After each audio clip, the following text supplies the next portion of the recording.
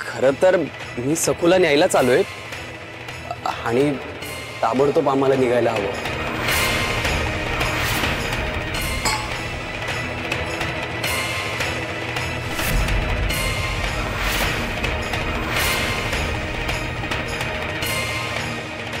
जावई बापू काही चुकलंय का? आमची सखू काही वावग वागली आहे का तिकडे? हो, 2 घटका सुद्धा नाही झाल्या हो. आम्ही घरी आलो. अजून आईच्या कुशीत विसावली सुद्धा नाही माझी लेक. काय झालंय? अहो नाही, म्हणजे कळतंय मला, पण उद्या घरी कुलस्वामिनीचा गोंधळ आहे, त्यामुळे नवी नवरी असायला हवी ना. आईच्या जीवावर आलं होतं, पण शेवटी कुळाचार महत्वाचे. म्हणजे कळतंय ना मी? कळतंय. माझा नाईलाज आहे हो. आम्हाला निघावं लागेल लगेचच.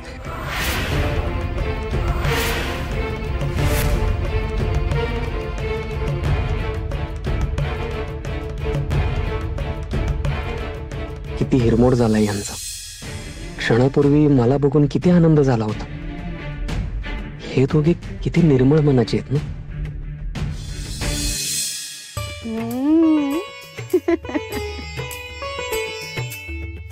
जमलं ग जमलं. एकटी ना अगदी सुरेख लुगडं नेसलंय. शाण ग बाळ माझं. आजी, आज मला किती आनंद झालाय अहो आलेत म्हणून. आणि ना उद्या परवा खूप खूप खूप मजा येणार आहे. हो माई, आणि तू पुरणपोळी करशील ना ग? मला विठुरायाला अजून लोणी भरवायचंय, त्याला बरगदचं तुळशीची माळ घालायची. आधी आवड ना दादा आजोबांकडे घेऊन जायचंय. मग आबई, जिप्री, पांडू सगळ्यांना भेटवणार आहे. आवनची ओळख करून द्यायची आहे सगळ्यांची. आणि अप्पा, मी ना आवडणाऱ्यांना तळ्यावर घेऊन जाईल.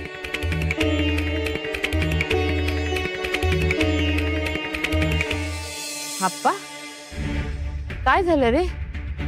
तुमचे चेहरे असे संकटात सापडल्यासारखे करून का बघताय रे?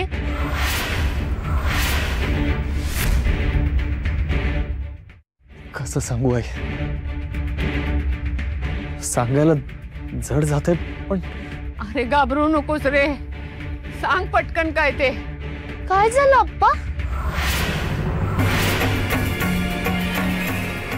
सखू अगं, जावई तुला न्यायला आलेत. लगेच निघायचं म्हणाले.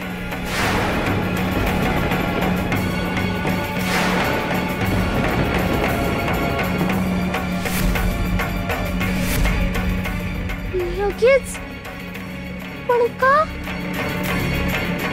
अरे आता आता तर आलात ना तुम्ही, मग लगेच का? सासूबाई, सखूच्या सासरी उद्या कुलस्वामिनीचा गोंधळ आहे. कुळाचार आहे आणि गोंधळ म्हटल्यावर नव्या नवरीला तिथे असावंच लागेल ना. त्यांच्याच लग्नाचा गोंधळ आहे म्हणून सखूला न्यायला आले. आजच जायचं म्हणाले. लगेच निघायचं. नाही नाही, मी नाही अप्पा, मी नाही जाणार. हो अप्पा, तुम्ही आवडना समजावून सांगा ना, ते ऐकतील तुमचं. सांगा ना अप्पा. असं कसं सांगणार आहे सखू? उद्या गोंधळ आहे म्हणजे आजच पोहोचायला हवं ना. त्यासाठी आत्ताच निघावं लागेल. आणलेल्याच्या ओठाशी पाणी न्यायचं आणि ते पिऊ न देताच दूर ओढून घ्यायचं. त्याच्यातली गत झालीये. जावई बापू आपल्याला भेटायला नाही, तुला न्यायला आले. अगं मग पाठवावंच लागेल ना. आम्ही अपमान करायचा का त्यांचा? पूजेला शिवायला पाठवलीत का सकुला असं म्हणायचं का?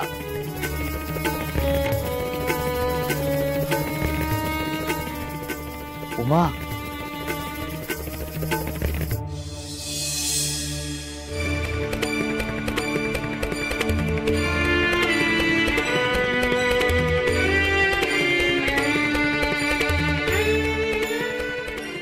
शिवा, धर्म संकटच आहे रे. घरी गोंधळ आहे म्हटल्यावर बोलणंच खुंटलं. आप्पा, उमेच्या खूप जिवारी लागले बघ. जा, सांग तिला, म्हणावं समजाव स्वतःच्या मनाला. जा बाबा.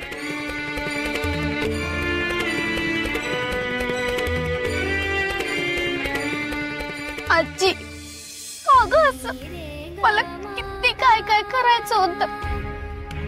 तिथं मला उपायच्या खुशीत तरी निसू दे ना ग.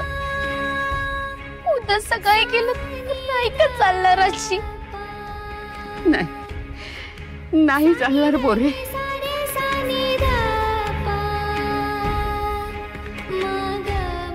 सासरी शब्द राखायचा. समजाव आपल्या मनाला. खरंच सकू, तुझ्या कसोट्या संपत नाही बघ. पण असू दे, कुठल्याही कसोटीत तू हरली नाहीयेस. आता यातूनही तू बाहेर पडशील. विठुराया तुला देईल बळ.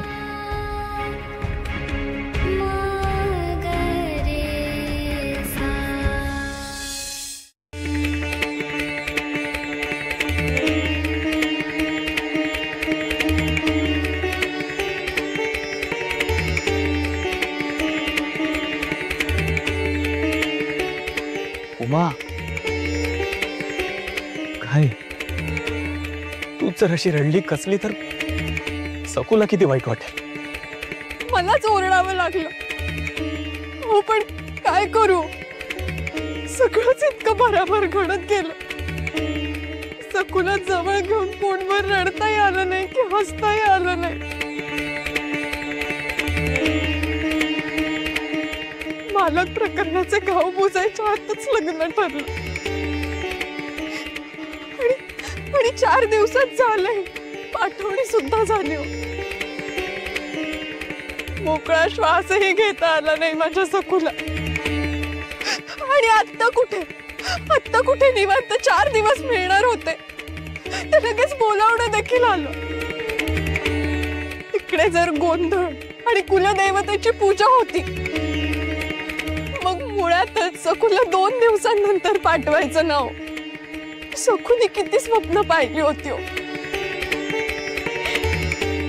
परकर पोलका घालून पुन्हा लहान झाली होती. आणि स्वप्न सुद्धा अगदी छोटी छोटी आहेत हो तिची. तिच्या अशा लहान लहान अपेक्षा हे आपल्याला पूर्ण करता येत नाहीये. याला काही अर्थ आहे का? खरं बोलतेय सुमी, पण याला काही पर्याय आहे का? सासूबाई, अहो, आपण अजून मन भरून स्वागत सुद्धा केलं नाहीये तिचं, आणि लगेच निरोप कसा द्यायचा? उमे, आवर स्वतःला, शांत हो. आम्हाला तुझ्या भावना समजतात, पण ही रडण्याची वेळ नाहीये ग. सखूची पाठवणी करायला हवी, पण ती हसत मुखानं, नाहीतर ती स्वतःला कशी आवरेल? आणि आप्पा, तिकडे जावई एकटेच बसलेले आहेत. जा तू तिकडे. मुलीला सासरी पाठवायचंय ना, तेव्हा आता मुलीचा आणि जावयाचा मान सन्मान आहेर पण करावा लागेल. रिकाम्या हातानं कशी जाईल मुलगी सासरी? चला चला, वेळ कमी आहे, चला लवकर.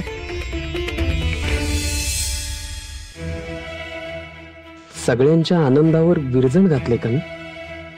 असं प्रेमळ आणि मोकळं वातावरण मी आमच्या घरी कधी अनुभवलंच नाहीये.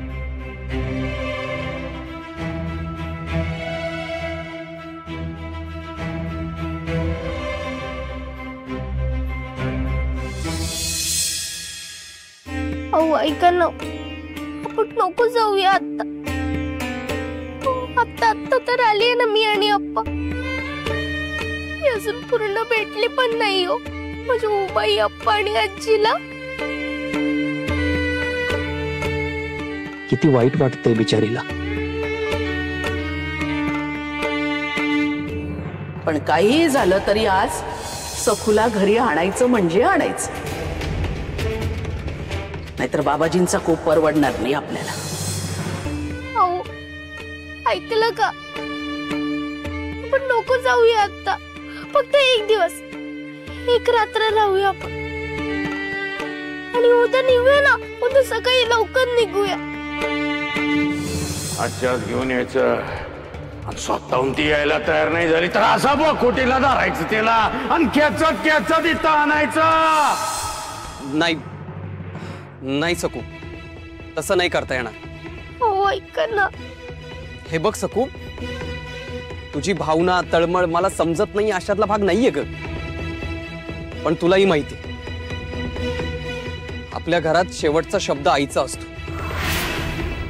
तेव्हा ही माझ्या आईची आणि तू तुझ्या सासूची आज्ञा पाळणं हे आपलं कर्तव्य. आणि तेव्हा तुला माझ्या बरोबर यावंच लागेल. उद्या घरी देवीचा गोंधळ आहे. काही झालं तरी आजच्या आज निघायला हवं. म्हणून लवकरात लवकर निघायची तयारी कर. आणि हे बघ, तुला स्पष्टच सांगतो, जर तू नाही आलीस तर मी एकटा निघून जाईल. त्याचे जे काही परिणाम होतील त्याला तू एकटी जबाबदार असशील. तुम्ही नाहीच ऐकणार आहात ना माझं. चला निघूया लगेच. अगं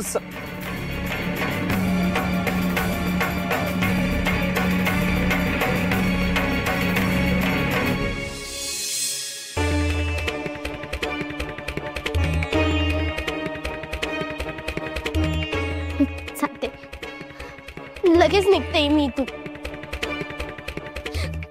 जावं येणार आहे तुला विठुरा. जाते ना मी, लगेच जाते.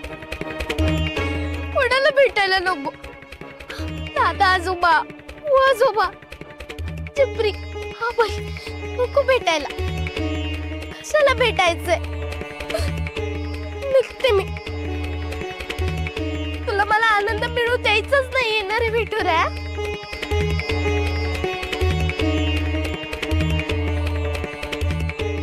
निघतेच बघ मी आता. काय रे विठुरा, मला एक रात्र तरी इथं थांबायचं होतं. तुला उद्या माझ्या हातून लोणी नकोय का रे. हवंय ना, मग तूच असं काहीतरी कर. आता आम्ही निघू शकणारच नाही. करशील ना रे विठुरा तू जादू. तू पण सारखाच करणार आहे.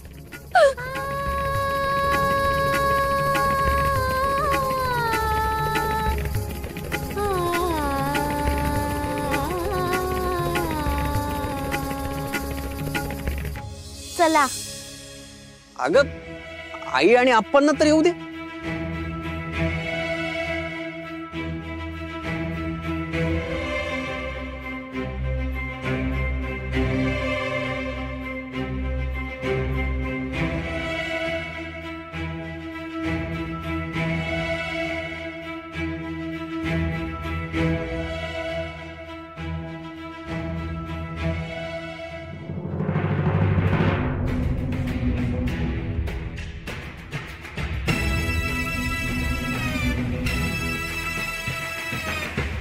जाऊबाई, रात्रीच्या स्वयंपाकाची तयारी करत होते.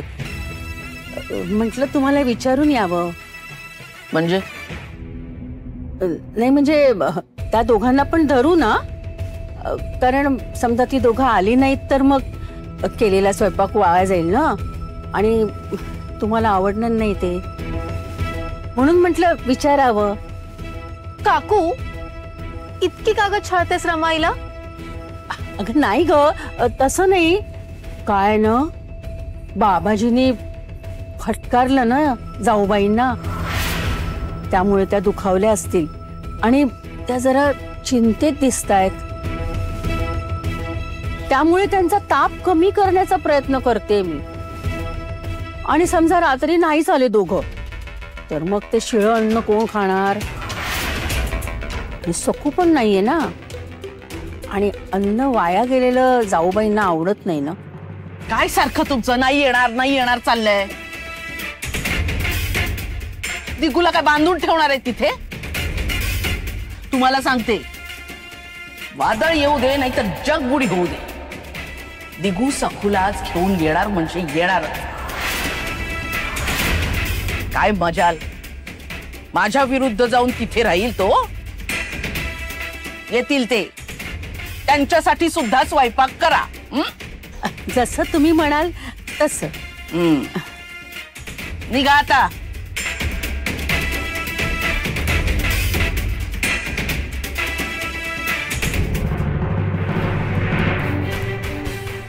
बऱ्या नाकाला मिरच्या झुमल्या असंच पाहिजे.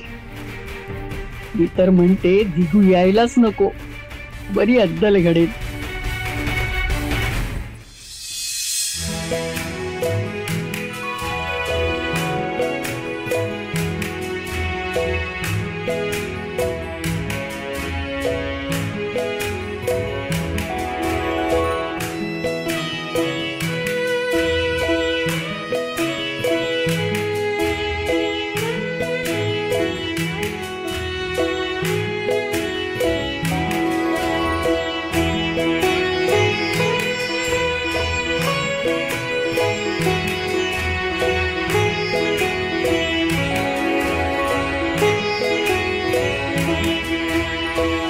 दिगंबरराव, तुम्ही आल्यासारखे 4 दिवस राहिला असता तर खूप आनंद झाला असता. सखूच्या पाठोपाठ लगेच आला तेव्हा कोण आनंद वाटला. हो ना, काही सुद्धा करता आलं नाही. पाहुणचार, कोड कौतुक सगळं मनातच राहिलं.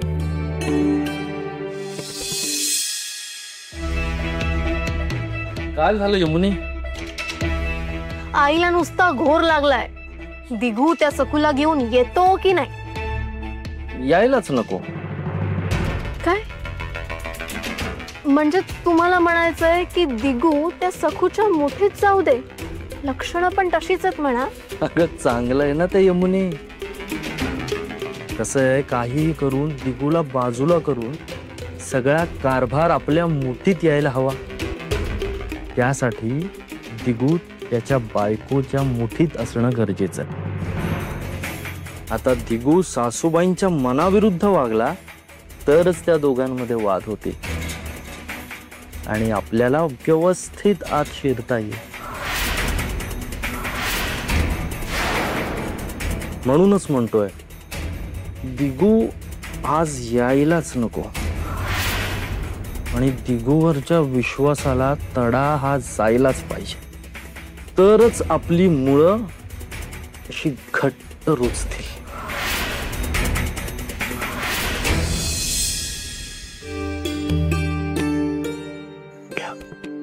हो, आता हे कशाला?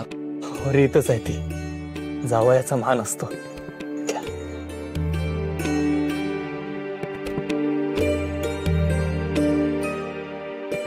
तुम्ही अचानक आलात आणि असे निघालात, पण म्हणून तयारी करून चांगली भेट नाही आणता आली.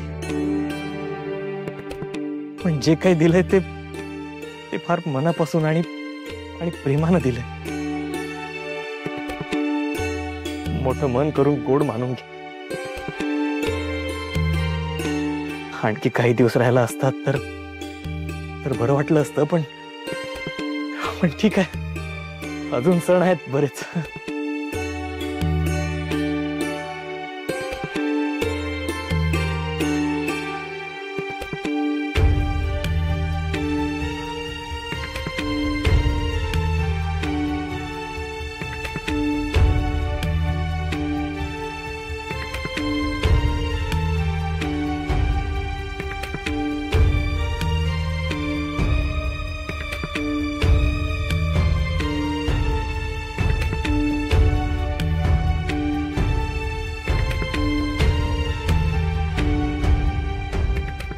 बरं, निघतो आम्ही. आमच्या सखूला सांभाळून घ्या, समजून घ्या.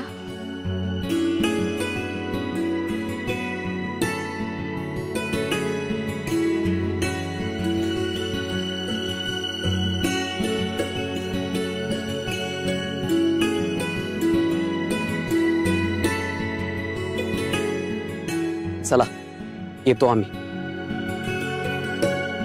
आता घाई करायला हवी, आधीच उशीर झालाय.